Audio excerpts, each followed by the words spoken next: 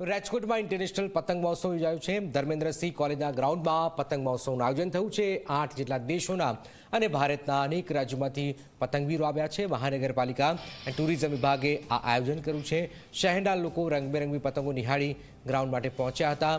વિવિધ ડિઝાઇન અને કલરની પતંગો આકાશમાં જોવા મળી છે। દેશ વિદેશથી આવેલા પતંગવીરોએ ગરબાની તાલ પણ ઝૂમ્યા હતા।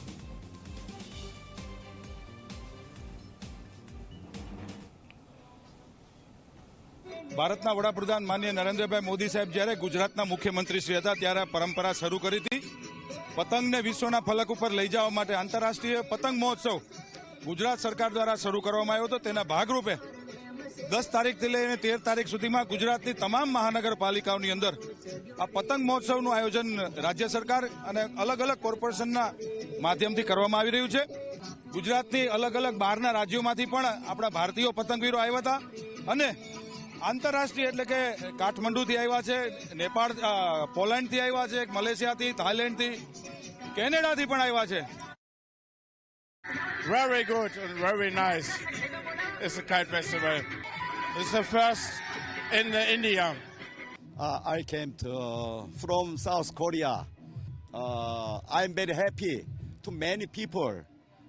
One sky, one earth, one sky on Mars. I'm very happy.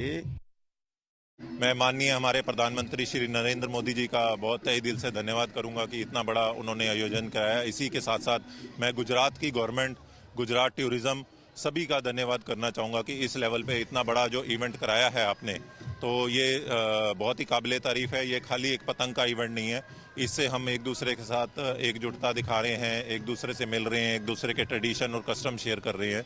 तो ये बहुत ही एक अच्छा इवेंट है जी। રાજકોટ મહાનગરપાલિકા દ્વારા પતંગ મહોત્સવનું આયોજન છે તે કરવામાં આવ્યું છે અને દેશ વિદેશના જે પતંગબાજો છે કે તે રાજકોટના ડીએચ કોલેજનું જે ગ્રાઉન્ડ છે કે ત્યાં પતંગો છે તે ઉડાવી રહ્યા છે। અલગ અલગ જે થીમ છે તેમના પર વિદેશી લોકો છે કે તેમના દ્વારા પતંગ બનાવવામાં આવી છે ને તે ઉડાવવામાં આવી રહી છે। એટલું જ નહીં, સાથે સાથે જ્યારે પતંગ મહોત્સવની શરૂઆત થઈ ત્યારે ગરબા સાથે પતંગ મહોત્સવની શરૂઆત છે તે કરવામાં આવી હતી અને મોટી સંખ્યામાં જે વિદેશીઓ જે ઉપસ્થિત રહ્યા છે તેમના દ્વારા પણ ગરબાઓ છે તે લેવામાં આવ્યા હતા। અલગ અલગ જે થીમ છે તેની અંદર દેશના અલગ અલગ રાજ્યોમાંથી પણ લોકો આવ્યા છે અને આપ જુઓ કે રાષ્ટ્રધ્વજની પતંગ છે તે અત્યારે જે પવનની અંદર લહેરાઈ રહી છે। એટલું જ નહીં, સાથે સાથે અલગ અલગ થીમ પર જે પતંગો છે તે તૈયાર કરવામાં આવી છે। જે વિદેશથી આવેલા લોકો છે કે તેમને કાઇટ ફેસ્ટિવલની અંદર ખૂબ જ સારો એવો પ્રતિભાવ છે તે મળી રહ્યો છે અને તેઓ સ્પષ્ટ કહી રહ્યા છે કે જ્યારે રામ મંદિરનું ઓપનિંગ થવા જઈ રહ્યું છે ને ત્યારે જ પ્રાણ પ્રતિષ્ઠા મહોત્સવ સમયે જ જે રીતના પતંગ મહોત્સવ યોજાઈ રહ્યો છે ત્યારે અલગ અલગ થીમ પર તેઓ પતંગો છે તે ઉડાવતા જોવા મળી રહ્યા છે। રંગબેરંગી પતંગોથી રાજકોટનું જે આકાશ છે તેની અંદર પતંગો છે તે જોવા મળી રહી છે અને ખાસ કરીને મોટી સંખ્યામાં જે વિદેશીઓ આવતા હોય છે તેઓ પતંગ મહોત્સવની મજા લેતા પણ જોવા મળી રહ્યા છે। કેમેરા પર્સન ઉદય પવાર સાથે ગૌરવ દવે, ઝી મીડિયા, રાજકોટ।